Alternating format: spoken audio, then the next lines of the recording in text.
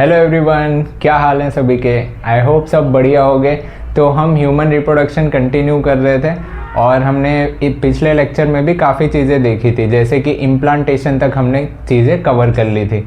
इसके आगे का एक दो टॉपिक बचा है, वो आज हमें कवर करना है। एक तो आज हम पढ़ेंगे क्या, प्रेगनेंसी एंड एम्ब्रियोनिक डेवलपमेंट, ये दोनों बारे में बात करेंगे।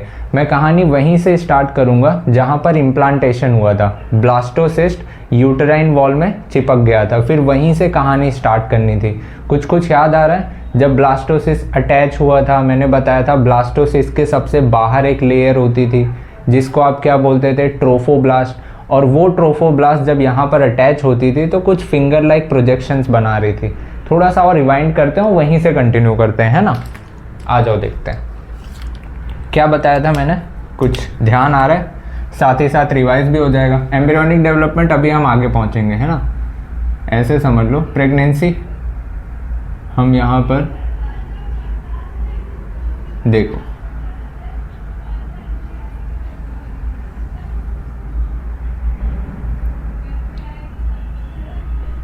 वही कहानी से स्टार्ट कर रहे हैं ना।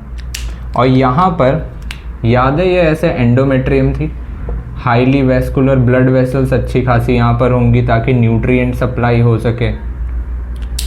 और इम्प्लांटेशन यहाँ हुआ था। मैं डायरेक्ट यहीं से स्टार्ट कर रहा हूँ, वो पूरी प्रोसेस आपको पता है पहले से ही, ठीक है। यहाँ पर याद करो, जो स्ट्रक्चर ऐसे बना था, ऐसे गोल, सबसे बाहर एक लेयर थी जिसको आप क्या बोला करते थे, ट्रोफोब्लास्ट बोलते थे, ठीक है। इसी ट्रोफोब्लास्ट के अंदर ऐसे दूसरे टाइप की भी सेल्स प्रेजेंट थी जिसको आप क्या बोलते थे, इनर सेल मास बोलते थे। या फिर ये कह सकते हो, यही एम्ब्रियो के अलग अलग ऑर्गेन्स और ये सारी चीज़ें बनाएगा, इनर सेल मास ही। तो ये जो बाहर आपको बताया था मैंने, इसको तो आप क्या बोल रहे थे, ट्रोफोब्लास्ट है ना।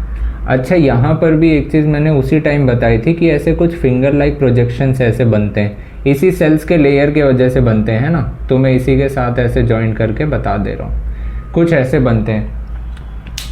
इनसे जो प्रोजेक्शन बनते हैं, साथ ही साथ एंडोमेट्रियम भी क्या करती है, मैंने बताया था, इसको कवर करती रहती है साथ ही साथ। और ये भी जब कवर करती है इन्हें धीरे धीरे, तो ये भी कुछ फिंगर लाइक प्रोजेक्शंस बनाती है, जिससे ये दोनों फिंगर लाइक प्रोजेक्शन जब आपस में मिलते हैं तो एक कंबाइंड स्ट्रक्चर बनाते हैं जिसको प्लेसेंटा बोलते हैं। अभी हम आगे इसके बारे में अच्छे से देखेंगे कि कैसे फॉर्म होता है। अभी इतना क्या ध्यान रखना है कि ये जो ट्रोफोब्लास्ट था, इसने ऐसा कुछ स्ट्रक्चर बनाया जिसको आप क्या बोल रहे हो, कोरियोनिक विलाई। ये बना कैसे, ये कोरियोन वर्ड कहाँ से आया? ये कुछ एक्स्ट्रा एम्ब्रियोनिक लेयर्स होती हैं, ये अभी हम आगे पढ़ेंगे तो वहाँ क्लियर होगा कि कोरियोन वर्ड वहाँ से आया हुआ है। तो ट्रोफोब्लास्ट यही कोरियोनिक विलाई बनाएगा और यही हेल्प करता है, बाद में अभी बताऊंगा कि यही प्लेसेंटा भी फॉर्म कराएगा, प्लेसेंटा फॉर्मेशन में ये भी हेल्प कराएगा। अब आगे, ये जो आपको अंदर साइड स्ट्रक्चर दिख रहा है, इसको आप क्या बोलते थे, इनर सेल मास बोलते थे। ये इनर सेल मास डिफरेंशिएट होता है लेयर्स में, बाद में डिफरेंशिएट्स इनटू 3 लेयर्स। 3 लेयर्स में ये बाद में डिवाइड हो जाता है। एक को आप क्या बोलते हो, एक्टोडर्म, एक को आप बोलते हो एंडोडर्म, एक को आप बोलते हो मीजोडर्म।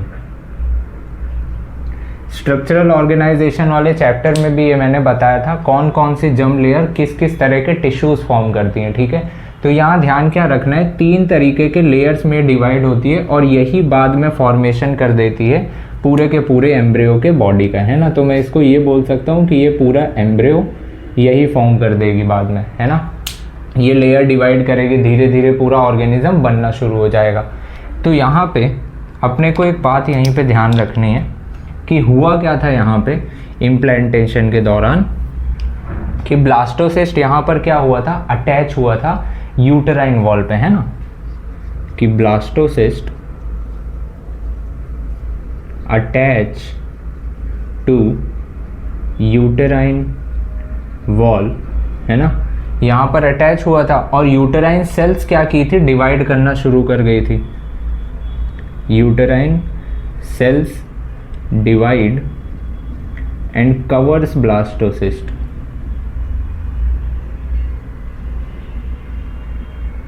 ये सेल डिवाइड करके ये भी इसको कवर करना शुरू कर देगी, ठीक है। और ये कोरियोनिक विलाई वाला जो बताया था, कुछ फिंगर लाइक प्रोजेक्शंस बनेंगे। ये अगर कुछ बातें ध्यान आ रही हों तो यहीं के बाद से ही हमें कहानी शुरू करनी है कि इसके बाद कैसे बना, प्लेसेंटा कैसे फॉर्म हुआ। ये सारा स्ट्रक्चर थोड़ा सा मैं डिटेल में एक बार एक्सप्लेन करने की कोशिश करता हूँ, ध्यान से देखना। ये चाहो तो नोट कर लो, इसके जस्ट आगे थोड़ा सा बता देता हूँ। हो गया होगा ना, देखना। इसी को थोड़ा मैं कंटिन्यू करता हूँ। मुझे प्लेसेंटा बताना है तो थोड़ी सी स्पेस चाहिए।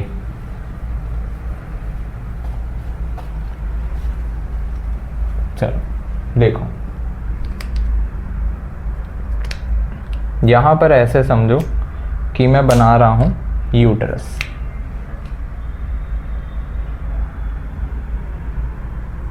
ऐसे थोड़ा बड़े में ही बना रहा हूं कि पूरा इसी में कवर हो जाए, है ना। ऐसे कहीं रहा होगा यूट्रस,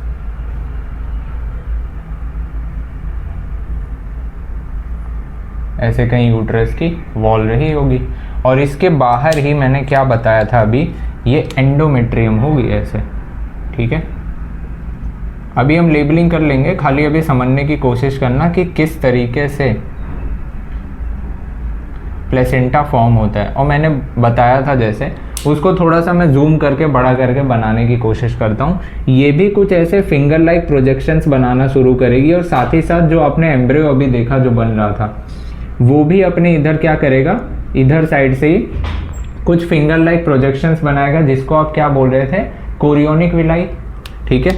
तो पहले अगर मैं इनका बताऊं कि ये कुछ ऐसे फिंगर लाइक प्रोजेक्शंस ऐसे बना रहे होंगे, समझाने के लिए थोड़ा सा मैं बड़ा करके बता रहा हूँ। ये कुछ ऐसे फिंगर लाइक प्रोजेक्शंस बनाएंगे और यहाँ हमें पता है कि मदर का ब्लड यहाँ पर है, ठीक है, रेड कलर से ये मैंने इंडिकेट कर दिया। अब ध्यान करो, जब एम्ब्रियो का बताया था उसके सबसे बाहर वाली सेल्स थी, लेयर फॉर्म की थी, उससे कोरियोनिक विलाई बना था और भी कुछ एक्स्ट्रा एम्ब्रियोनिक मेम्ब्रेन बनेगी। साथ ही साथ एम्ब्रियो उसी के अंदर क्या होगा, सेफ रहेगा। जैसे कहते हैं ना, एम्ब्रियो को सेफ करना है तो उसके बाहर से कुछ कवर बनाएंगे ताकि उसको चोट ना लगने पाए। तो वही कुछ लेयर्स की बात कर रहा हूँ, ध्यान से समझना। एम्ब्रियो ने जो कोरियोनिक विलाई बनाई, समझ लो इसने कुछ ऐसे जो विलाई बनाई, ये मदर की प्लेसेंटा से, अरे मदर के बॉडी से कुछ इस तरीके से अटैच थी मान लो। और ये मैंने क्या बनाया, सबसे ये आउटर मोस्ट वाली लेयर याद आ रही है, कोरियन वाली। इसी तरह एक और भी लेयर होती है। अगर मैं सबसे अंदर बैठा के इसको दिखा दूं कि एम्ब्रियो सबसे अंदर ऐसे छुपा हुआ बैठा हुआ है, ठीक है, यहाँ पर है एम्ब्रियो, एम्ब्रियो है यहाँ पे सबसे अंदर छुपा बैठा है। इसके बाहर एक और लेयर होती है, इसके बाहर एक ऐसे और लेयर होती है। भगवान ने इसको प्रोटेक्ट करके रखा कि तुम्हें चोट वोट ना लगने पाए। और ये लेयर में फ्लूइड भरा होता है, इसी थैले में ये ऐसे लगता है कि बंद होता है, ठीक है। इस थैले में इस फ्लूइड को आप बोलते हो एमनियोटिक फ्लूइड, है ना। यही फ्लूइड से ही तो सेल्स निकाल के पता करते थे कि सेक्स क्या है बेबी का, क्या वो मेल है या फीमेल है, एमनियोसेंटेसिस, ये नेक्स्ट चैप्टर में हम पढ़ेंगे। तो ये क्या है, एमनियोटिक फ्लूइड है। और इस पूरे चैम्बर को आप क्या बोल रहे हो, रेड वाले, इस पूरे थैला को एमनियन बोल रहे हो, ये एक लेयर है। और ये बाहर वाली कौन सी लेयर है, इसको आप क्या बोल रहे हो, कोरियन बोल रहे हो। इसी की तो कोरियन की विलाई निकली थी, ठीक है। और ऐसे ही ये एम्ब्रियो ऐसे एक कॉर्ड से जुड़ा होता है मदर की बॉडी से, ऐसे ही समझ लेना कि एक कॉर्ड से, तार से जुड़ा होता है, जिसको आप अम्बिलिकल कॉर्ड बोलते हो। यहाँ पर एम्ब्रियो की कुछ ब्लड वेसल्स होंगे जो मदर के ब्लड से फूड को, सब्सटेंसेस को, ऑक्सीजन को, ये सारी चीज़ को यहाँ तक लाएंगी और इसके बॉडी से कार्बन डाइऑक्साइड और वेस्ट को बाहर निकाल कर इनके ब्लड तक लाएंगी। हालांकि ये चीज़ देखी भी गई थी, अगर आप नोटिस करो ध्यान से तो ये एम्ब्रियो का पार्ट पूरी तरह से अलग है और मदर का पार्ट पूरी तरह से अलग है। मदर का ब्लड इसके अंदर नहीं चला जाता है। मदर के ब्लड के अंदर के जो सब्सटेंसेस हैं, सब्सटेंसेस जैसे कि ऑक्सीजन हो गए या कुछ न्यूट्रिएंट्स हो गए, ये सब्सटेंसेस ऐसे डिफ्यूज होकर इनके बॉडी में चले जाते हैं। ये सब्सटेंसेस ऐसे डिफ्यूज होकर इनके बॉडी में जाएंगे। लेकिन एम्ब्रियो से कुछ सब्सटेंसेस बाहर आते हैं, जैसे कि कार्बन डाइऑक्साइड या कुछ वेस्ट मटेरियल बाहर आया तो इनके बॉडी से ऐसे वेस्ट मटेरियल भी बाहर आते हैं, CO2 या वेस्ट। ठीक है, तो ऐसे ही दिखा दिया, एरो से आप समझ जाना कि यहाँ पे कहीं ये डिफ्यूज़ होते होते चले आए थे।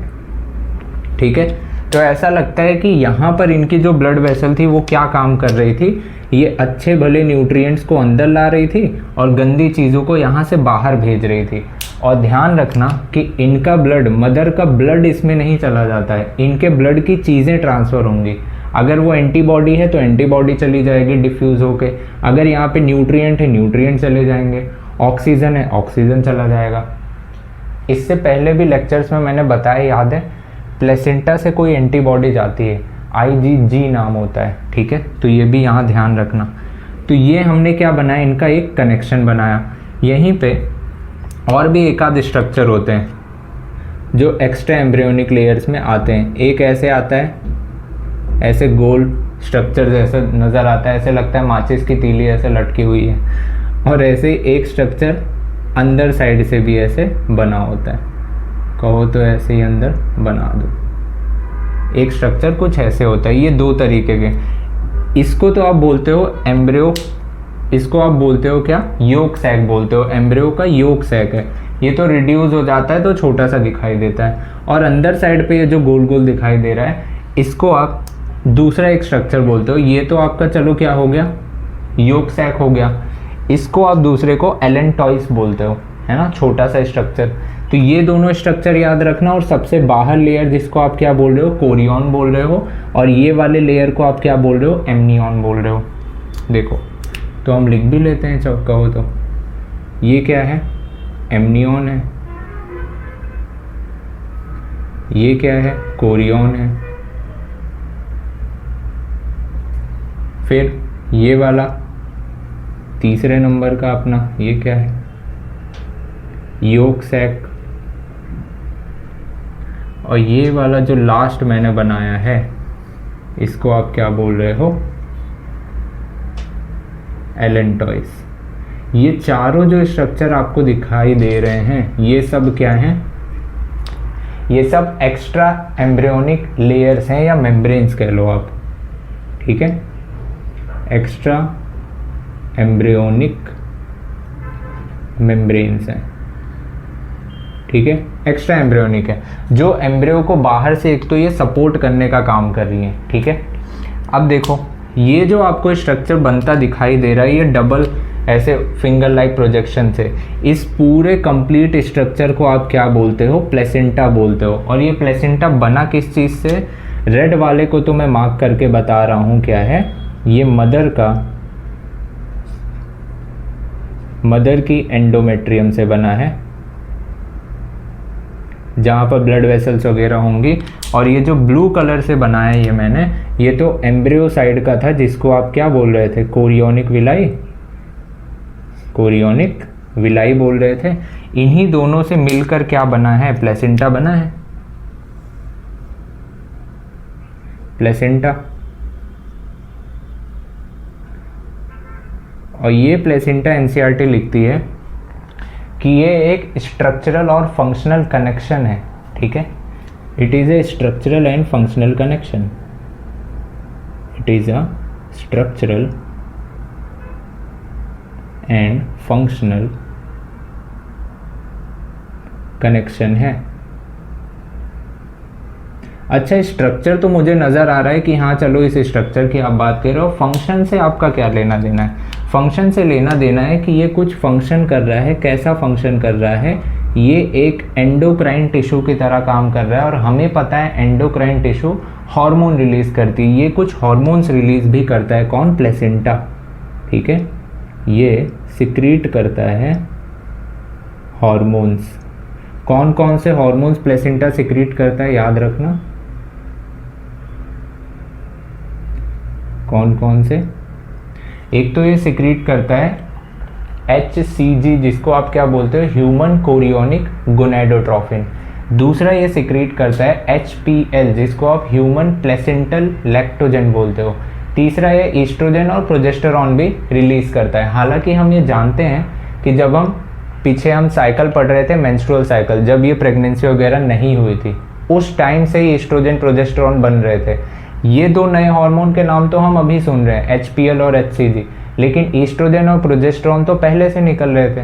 तो यहाँ पे नया क्या है? यहाँ पे नया ऐसा कुछ नहीं। आप ऐसे समझो कि प्लेसेंटा भी ईस्ट्रोजन प्रोजेस्टेरॉन निकालता है ड्यूरिंग प्रेगनेंसी, क्योंकि ये सपोर्ट करना चाहता है कि जो एंडोमेट्रियम इतनी बड़ी हुई है उसको हम संभालना चाहते हैं, इसका प्रॉपर डेवलपमेंट हम कराना चाहते हैं, तो हम उसका प्रोडक्शन बढ़ा देते हैं। किसका? ईस्ट्रोजन का और प्रोजेस्टेरॉन का। ठीक है, तो सिक्रीट हार्मोन कौन कौन सा?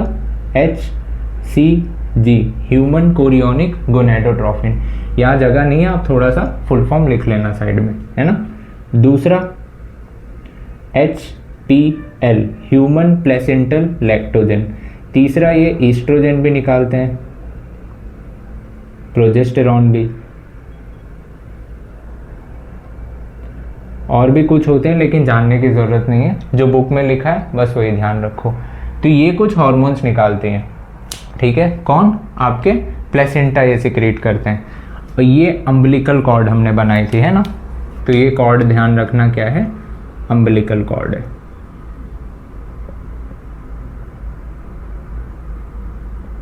ठीक है, अम्बिलिकल कॉर्ड है और यहाँ से डिफ्यूजन ऑफ मटेरियल ये तो हो ही रहा था प्लेसेंटा से। अम्बिलिकल कॉर्ड ऐसा लगता है एम्ब्रियो के साइड का, जो किसको कनेक्ट कर रहा है? प्लेसेंटा को एम्ब्रियो से जोड़ कर रख रहा है ये। ठीक है, तो ये अम्बिलिकल कॉर्ड कर रहा है, तो ये ध्यान रहेगा। इसी के थ्रू एम्ब्रियो को सारे न्यूट्रिएंट्स वगैरह मिलते हैं और गैसियस वेस्ट ये यहाँ से बाहर निकाल देता है। और ये क्या थी? एंडोमेट्रियम थी। ये तो काफ़ी हाईली वेस्कुलर थी, है ना।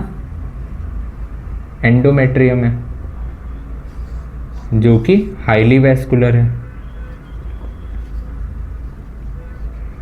मतलब इनमें न्यूट्रिएंट्स वगैरह भी भर भर के होंगे, तभी तो यहाँ पे प्रॉपर सप्लाई हो पाएगी, तभी तो ये फीटस जिंदा रह पाएगा।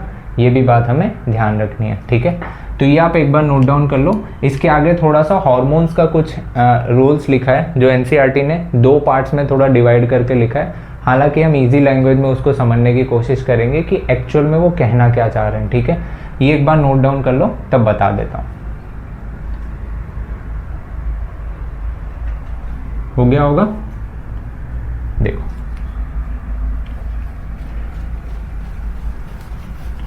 चलो हार्मोन्स की बात हम कर लेते हैं थोड़ी सी। क्या बात करनी है वो एनसीईआरटी की लाइन ज़रा सी समझानी है, ध्यान से देखना बस। मैं उसको 2 पार्ट में ऐसे ही लिख रहा हूँ कि क्लियर हो जाए कि वो लाइन कहना क्या चाह रही है। एक जगह मैं इसको लिख रहा हूँ कि कुछ हार्मोन बनते हैं सिर्फ और सिर्फ प्रेगनेंसी के दौरान, कि जब प्रेगनेंसी आती है सिर्फ उसी टाइम पर वो हार्मोन्स बनते हैं। तो मैं ओनली वर्ड का यूज़ करूँगा। ठीक है, hormones produced only during pregnancy, है ना।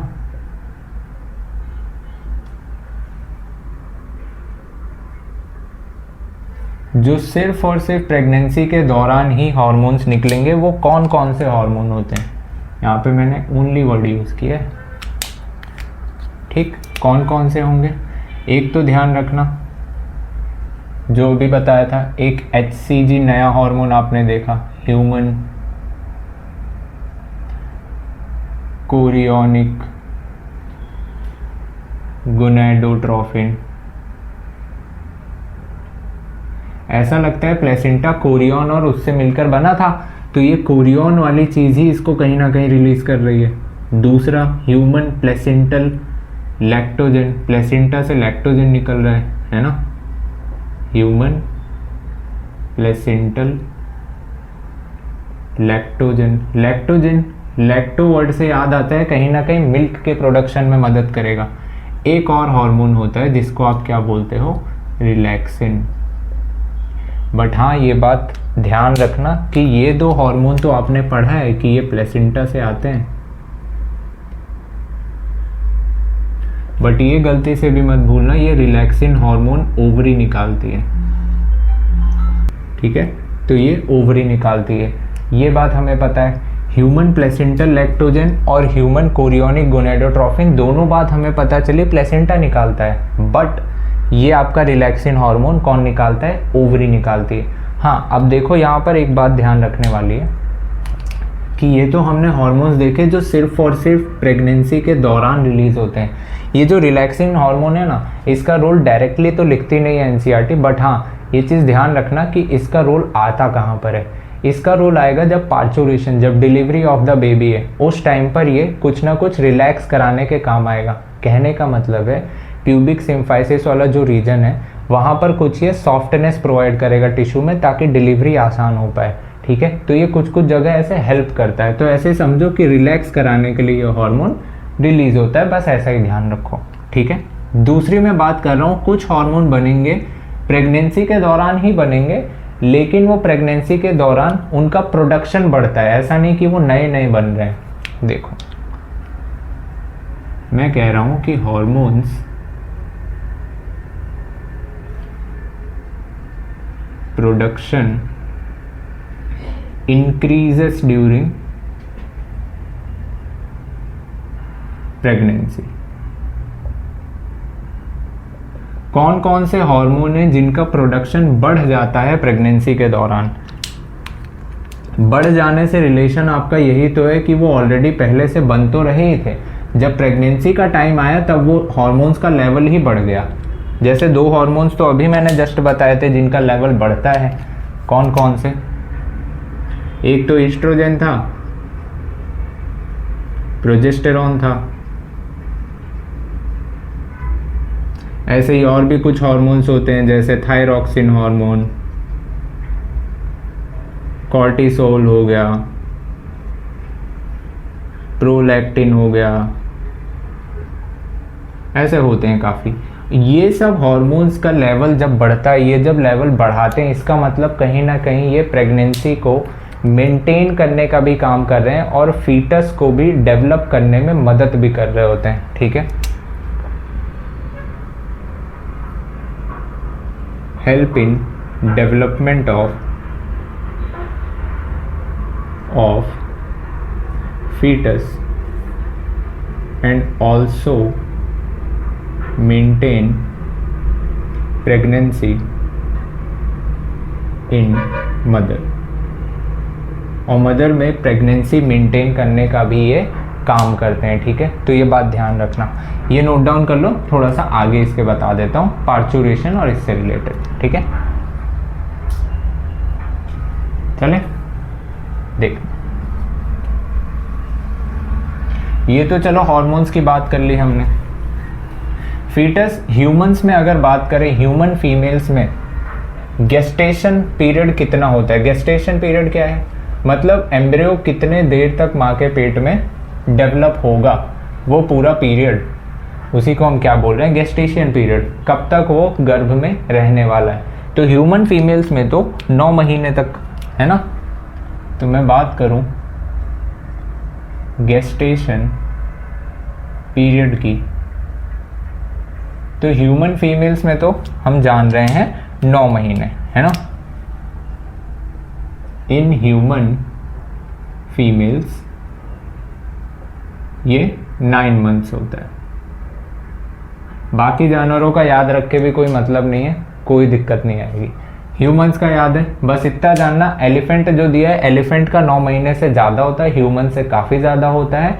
और जो डॉग कैट्स, इनका 9 महीने से कम पीरियड, तभी तो उनके ढेर सारे बच्चे होते हैं। और जो इससे ज़्यादा टाइम लेते हैं, इनके बच्चे कम होते हैं। अब देखो गेस्टेशन पीरियड, अब ये 9 मंथ्स की पूरी साइकिल में इन 9 महीनों में बच्चे में क्या क्या चेंजेस देखने को मिलते हैं, वो ज़रा सा एक शॉर्ट में ही हम समझने की कोशिश करते हैं। देखो एक सर्कल में ही बना के बता रहा हूँ। देखो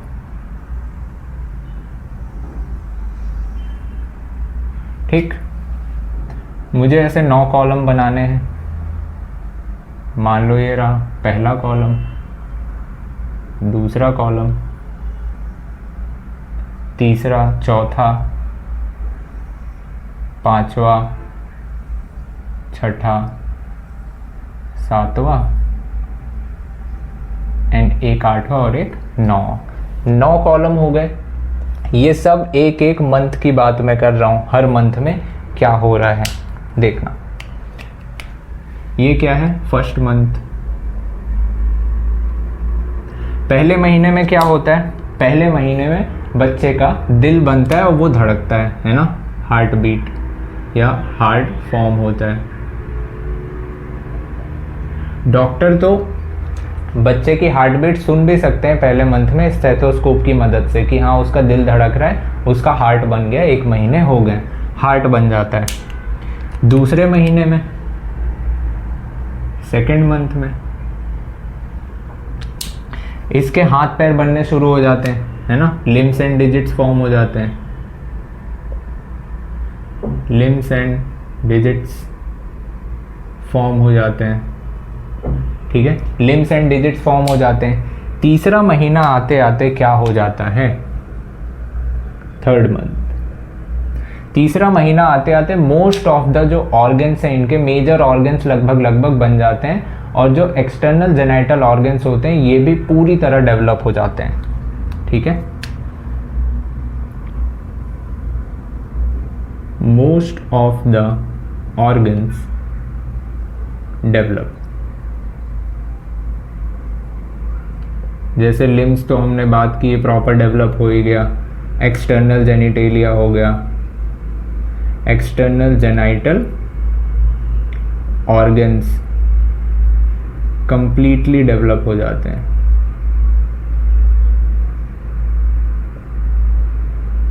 ये पूरी तरह से डेवलप हो जाते हैं कब, तीसरे महीने आते आते। कहने का मतलब ये है पहला, दूसरा, तीसरा, ये 3 महीने के ऐसे साइकिल को हम क्या बोलते हैं, ट्राइमेस्टर वर्ड देते हैं। 3, ये एक ट्राइमेस्टर कहलाएगा, अगला 3 सेकेंड ट्राइमेस्टर, अगला 3 थर्ड ट्राइमेस्टर, ठीक है। तो फर्स्ट ट्राइमेस्टर तक हम क्या बोल रहे हैं इसको, ये सारे चेंजेस हमें देखने को मिले। ये क्या था, फर्स्ट ट्राइमेस्टर। तो ये वर्ड लिखा दिख जाए तो घबराना मत कि ये क्या है, इसी 3 महीने को ही हम बोल रहे हैं फर्स्ट ट्राइमेस्टर। दूसरा ट्राइमेस्टर यहाँ से स्टार्ट हुआ। ऐसे और भी चेंजेस आए होंगे, सब चेंजेस आपको क्यों याद रखने हैं, जो बुक में दिया है वही याद रखने हैं। ऐसे 4th मंथ आया, कुछ बदलाव हुआ होगा।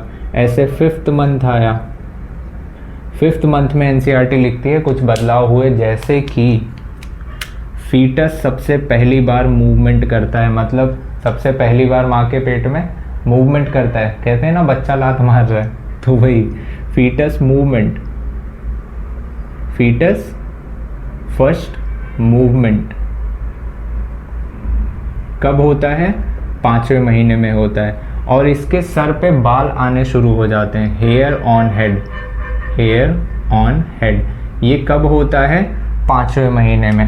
और 6वां महीना आते आते इनके बॉडी पर हेयर्स आ जाते हैं, है ना, बड़े बड़े बाल नहीं, ऐसे छोटे छोटे रोए, है ना। 6th महीने तक इनके बॉडी पर हेयर आ जाते हैं, और ये जो आईलिड्स होती हैं ये खुल जाती हैं, सेपरेट हो जाती हैं, और ये जो पलकें हैं, आई लैशेस हैं, ये भी बन जाते हैं, ठीक है। 6वें महीने में ये तीनों काम होता है। बॉडी पर हेयर आएंगे, बॉडी हेयर, साथ ही साथ आईलिड्स सेपरेट होंगी, आईलिड्स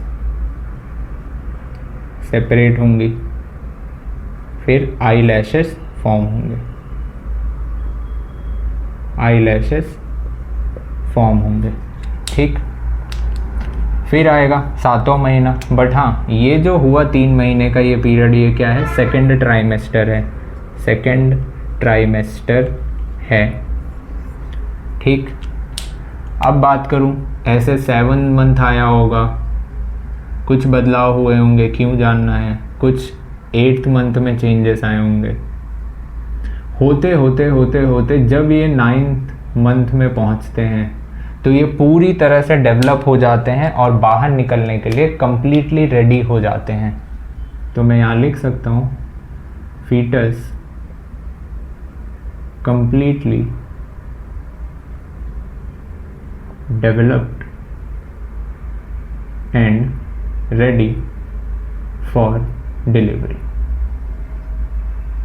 डिलीवरी के लिए मतलब अब ये बाहर आने के लिए रेडी हो जाता है। ये कौन सा था, तीसरा ट्राइमेस्टर है ना, 3rd ट्राइमेस्टर। ऐसा लगता है स्टार्टिंग से अगर हम कहानी ऐसे ही मजाक मजाक में याद करने की कोशिश करें तो ऐसे लगता है इसको, मतलब ये बच्चा है माँ के पेट में, इसको मतलब किसी लड़की से हुआ, प्यार हो गया, तो सबसे पहले ऐसा लगता है इसका दिल धड़का, है ना, कुछ फीलिंग्स आई, दिल धड़का। अब धीरे धीरे क्या हुआ, जब कुछ चेंजेस आए, ऐसा लगा इसके हाथों थोड़े आने शुरू हो गए कि हाँ अब मुझे मिलने जाना है, जल्दी जल्दी हाथ पैर बनवा दो। हाथ पैर जल्दी जल्दी बने। अब हाथ पैर बन तो गए, इनके और भी ऑर्गन्स बनने शुरू हो गए, सारे ऑर्गन्स बन गए। अब इनका क्या हो रहा है, धीरे धीरे अब इनको मिलने जाने का मन हो रहा है। तो अब ये क्या करेंगे, इनसे रहा नहीं जाएगा, तो ये सबसे पहले मम्मी को बताएंगे, हेलो हेलो मम्मी मम्मी मुझे मिलने जाना है उससे। मतलब सबसे पहले क्या करेंगे, पहला मूवमेंट शो करेंगे कि हाँ बहुत हुआ, मुझे बाहर आना है। तो सबसे पहला मूवमेंट शो करेंगे। तो मम्मी ने कहा कि बाल तो झाड़ लो, मतलब सर पे बाल आ गए, ठीक है। दोबारा फिर अब इनसे रहाइश नहीं हुई, इन्हें बाहर तो जाना था। मैं बोला ठीक है, सारी चीज़ समझ आती है, आँख ही नहीं खोलोगे तो दिखेगा कैसे, आँख तो खोलो। तो इनके आईलिड सेपरेट हुए, आई लैसेस फॉर्म हुए। फिर एट द एंड जब इन्हें नहीं जाने दिया जा रहा था तो ये आखिरी महीने आते आते अब क्या करेंगे, यूट्रस में प्रॉपरली स्ट्रेच कराएंगे कि अब मुझे बाहर आना है। मतलब पार्चुरेशन के लिए फीटस के द्वारा जैसे जैसे फीटस बड़ा होगा, ये सिग्नल कैसे भेजेगा, जब यूटराइन की जो दीवार है उस पर जब ये खूब ज़ोर से ऐसे प्रेस समझ लो करेगा। अब नेचुरली नहीं कि ये हाथ से कर रहा है, जैसे जैसे बड़ा होगा वो एरिया बढ़ेगा तो होगा क्या, दीवार स्ट्रेच होगी। स्ट्रेच होने से कुछ रिसेप्टर ब्रेन तक जाएंगे सिग्नल लेकर कि हाँ यहाँ पर अब सिग्नल आ रहा है कि वो डेवलप हो गया, उसे बाहर आना है। ब्रेन के पिट्यूटरी ग्लैंड से निकलेगा ऑक्सीटोसिन हार्मोन, और वो हार्मोन ब्लड से होता हुआ कहाँ जाएगा, सीधा यूट्रस के दीवार पे, और कॉन्ट्रैक्शन कराएगा कि हम अबे बाहर निकालना है इनको।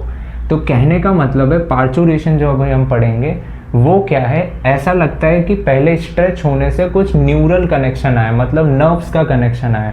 तो ये न्यूरल सिग्नल आ रहा है, साथ ही साथ ब्रेन से हार्मोन भी आया।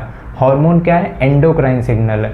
तो ऐसे लगता है पार्चुरेशन क्या है, एक न्यूरो एंडोक्राइन मैकेनिज्म भी है, ठीक है। तो ये आप नोट डाउन कर लो, उसको बता देता हूँ पार्चुरेशन एक बार। हो गया होगा, देखना अगर वो सारी चीज़ें अभी तक कनेक्टेड है। थोड़ा सा हम पार्चुरेशन की बात करते हैं।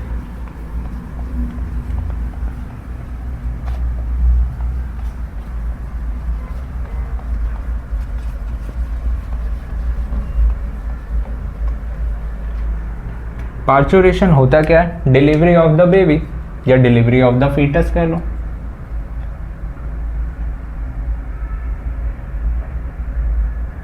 है क्या, डिलीवरी ऑफ द फीटस।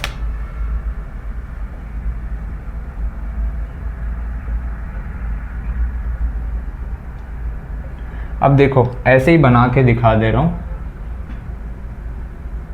कैसे ये हेड है,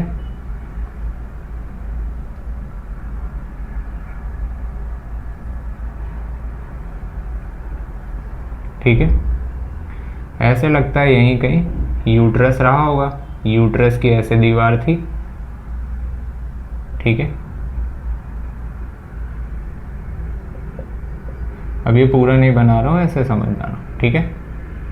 यहाँ कहीं रहा होगा क्या, एम्ब्रियो, और ये धीरे धीरे क्या करेगा, ऐसे कॉन्ट्रैक्शन कराएगा दीवार पे। जैसे जैसे कॉन्ट्रैक्शन कराएगा यहाँ से क्या जाएगा, सिग्नल ब्रेन में जाएगा।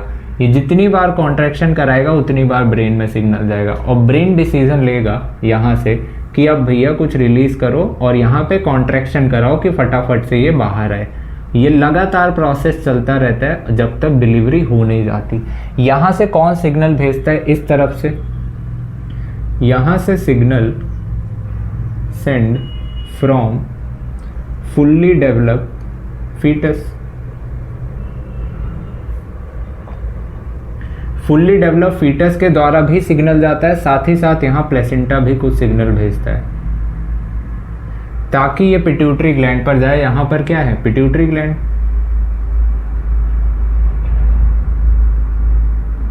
लिख लेना नाम, है ना, ये तो जस्ट बता दिया। पिट्यूटरी ग्लैंड तक सिग्नल गया। पिट्यूटरी ग्लैंड कुछ हार्मोन निकालती है जैसे कि ऑक्सीटोसिन। ऑक्सीटोसिन इसका काम ही है कंस्ट्रिक्टर का, मतलब ये कंस्ट्रिक्ट करता है, जहां पर भी जाएगा कॉन्ट्रैक्शन कराना शुरू कर देगा। तो ये जैसे जैसे इसका लेवल बढ़ता है वैसे वैसे कॉन्ट्रैक्शन होता चला जाता है। तो यहाँ से पिट्यूटरी ग्लैंड से oxytocin released by pituitary gland and कहाँ पर एक्ट करेगी, and acts on uterine tissue for contraction, ताकि डिलीवरी हो जाए बेबी की। अब यही लगातार contraction, continuous contraction causes expulsion of baby outside. यही लगातार कॉन्ट्रैक्शन क्या करता है, बेबी का बाहर साइड पे एक्सपल्शन, मतलब इसका बाहर निकलने में अलाउ करता है, मदद करता है। यही एक्सपल्शन ऑफ बेबी आउटसाइड, इसी को आप क्या बोलते हो, पार्चुरेशन। ठीक है, और ये कहाँ से होता है ध्यान रखना, बर्थ कैनाल से होता है, बर्थ फ्रॉम बर्थ कैनाल। याद है बर्थ कैनाल किस चीज से बनी थी, सर्विक्स प्लस वेजाइना, पहले भी बताया था। तो बर्थ कैनाल से क्या होता है, पार्चुरेशन होता है। ये हमें यहाँ तक बात समझ आती है, ये कहानी। ठीक है, ये हुई। यहाँ से जब बेबी बाहर आए तो प्लेसेंटा को भी निकाल लिया जाता है, और ये जो जुड़ा होता है अम्बिलिकल कॉर्ड से, इस अम्बिलिकल कॉर्ड को काट भी दिया जाता है। ये जो नाभि दिखती है ना, ये वही अम्बिलिकल कॉर्ड अटैच होती है, वहाँ से सारी चीज़ें इसको मिल रही होती हैं। तो जब ये बाहर आता है तो प्लेसेंटा पूरा निकाल लिया जाता है अच्छे से, देन अम्बिलिकल कॉर्ड भी कट कर दी जाती है, और फिर बेबी अपना अकेले अपनी ज़िंदगी जिए। ठीक है, मतलब डिलीवरी हो गई। अब ये जो ऑक्सीटोसिन निकल रहा था, यहाँ पे तो एक्शन हो गया, चलो कंप्लीट हुआ। अब ये एक्शन करता है कहाँ पर, मेमोरी ग्लैंड पर एक्शन करता है। मेमोरी ग्लैंड पर एक्शन करेगा, वहाँ कॉन्ट्रैक्शन कराएगा। तभी तो कहते हैं जब बेबी बाहर आता है तो सबसे पहले मदर का मिल्क पिलाया जाता है। तो वहाँ पर इजेक्शन के लिए, मिल्क को इजेक्ट करने के लिए, बाहर लाने के लिए हार्मोन रोल प्ले करता है ऑक्सीटोसिन, ताकि बेबी को न्यूट्रिशन मिल सके, है ना। याद है लैक्टेशन, यहाँ पे लैक्टेशन टॉपिक का भी ज़रा मैं जिक्र कर दूँ कि लैक्टेशन एक्चुअल में होता क्या था। ये तो हमने पढ़ लिया कि मिल्क सिक्रीट करने में, मिल्क को इजेक्ट करने में मदद कर रहा था ऑक्सीटोसिन। लैक्टेशन जो था, ये होता क्या है लैक्टेशन, प्रेगनेंसी के टाइम पर, जब प्रेगनेंसी होती है उस टाइम पर ही होता क्या है, मेमोरी ग्लैंड में ही कुछ चेंजेस आते हैं, मतलब उनके सेल्स में ऐसे चेंजेस आते हैं कि वो मिल्क बनाना शुरू कर देती हैं फटाफट, क्योंकि प्रेगनेंसी आ गई है तो बेबी को मिल्क तो चाहिए ही चाहिए। ठीक है, तो यहाँ पर during pregnancy in human, during pregnancy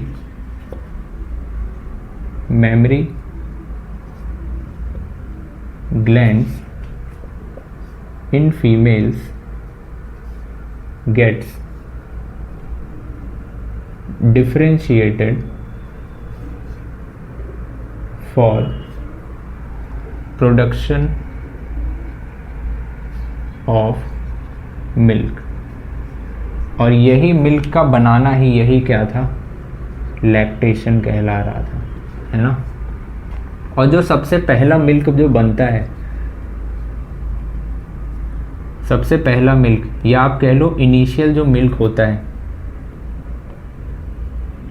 initial mother milk जो होता है, ये बेबी के लिए बहुत ज़रूरी होता है। इसी को तो आप क्या बोलते हो, याद आ रहा है कुछ, कोलोस्ट्रम, बताया था कोलोस्ट्रम, फर्स्ट मिल्क। और यही इसमें याद करो क्या क्या चीज़ होती है। ये तो हाई इन न्यूट्रिएंट्स तो होता ही है, उसकी तो चलो हम बात ही नहीं कर रहे हैं, न्यूट्रिएंट रिच तो होता है। साथ ही साथ इसमें एक एंटीबॉडी बताया था, याद आ रहा है, जो कोलेस्ट्रम से मिलती है, ये भूलना मत, IgA एंटीबॉडी, ठीक है, ये बात ध्यान रखना। तो ये एंटीबॉडी भी रिलीज़ करता है जो बेबी के लिए बहुत ज़रूरी होता है। और साथ ही साथ न्यूट्रिएंट और उसका पूरा पालन पोषण दूध से ही होता है। इसीलिए डॉक्टर बोलते हैं शुरू के कुछ दिन बेबी को मदर का ही मिल्क बहुत ज़रूरी होता है उसकी प्रॉपर डेवलपमेंट के लिए, ठीक है। तो यहाँ तक पूरा चैप्टर हमने रैपअप कर लिया है, सब कुछ ऑलमोस्ट सारी चीज़ें कवर हो चुकी हैं। तो आप अच्छे से रिवाइज करके क्वेश्चंस प्रैक्टिस कर लेना। एंड नेक्स्ट हम मिलेंगे अगले चैप्टर में, रिप्रोडक्टिव हेल्थ हम कवर करेंगे, ठीक है। तो थोड़ा इसकी बातें भी कुछ कनेक्ट होंगी, तो अच्छे से एक बार ये रिवाइज भी कर लेना, ठीक है। चलो मिलते हैं नेक्स्ट लेक्चर में। Thank you so much.